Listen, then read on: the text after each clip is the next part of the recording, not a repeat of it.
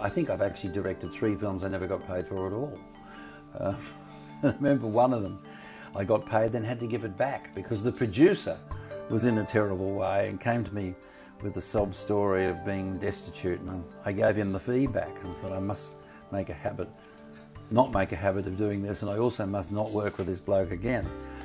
There are really only 2 things that drive films for me. One is stars and the other is ideas.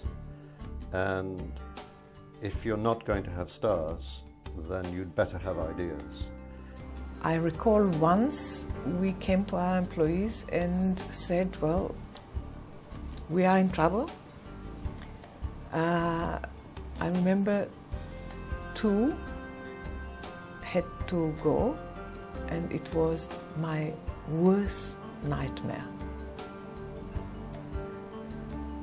And I recall others accepted a reduction of salary because they understood that we are putting our home on the line to pay them salaries. And all of us, with great enthusiasm, worked on the development of the next production, and so it was. It's so difficult for an individual producer to survive because you're dependent on raising, as particularly a feature film producer, that you're dependent on raising that finance and getting paid from that budget. There is support from AFC and the state agencies for script development, but as I said, most of that goes to the writer and the script editor, and the producer's like 3rd on that list. And obviously this won't be out for a few months, so I can sort of tell these stories now, was that what the studios then does is they go direct to the director. No one else exists.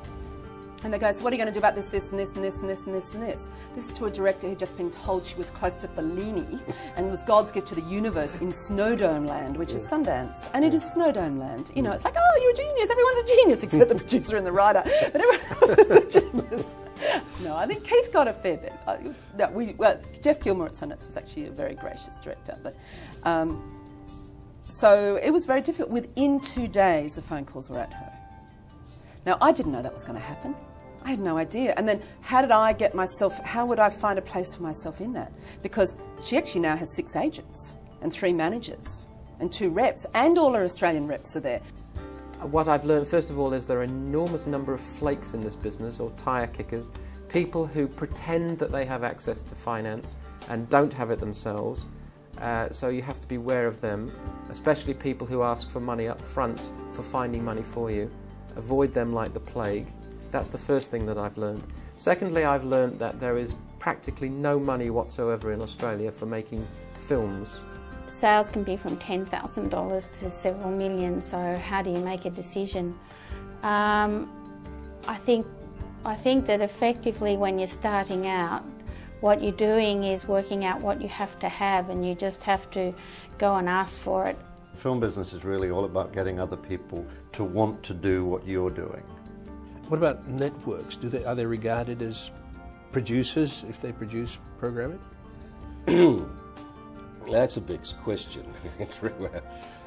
So I came into that Channel 9 boardroom, and there they all were sitting around that business, that table. There was one woman, Andrea Keir, in the room, head of publicity at that time, and Bruce Gyngell was still running the network, and there was a great deal of competition with Bruce and David Leckie, and he was there, and John Stevens had just become the programmer, and Jim Bloomfield was there as the joint programmer.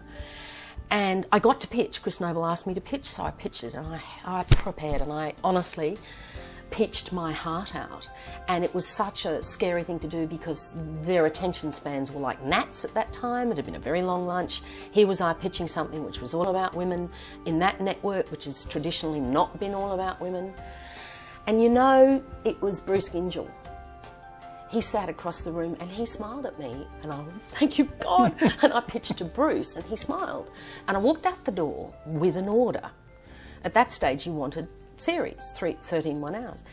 But then the death of 1,000 Cuts did begin, and I think they lost faith. They were scared the stuff we were delivering they didn't like. And it whittled and whittled and whittled, and then finally we did a pilot telemovie and we financed it. We had to put our house up. In the end, we had to roll it without the final documentation signed because we were going to lose Jack Thompson, and he was on a pay or play, and we were going to have to pay that. Did you do it because you had faith in it or because you had no option? Had no option. I was terrified, but I wasn't going to let it fall down.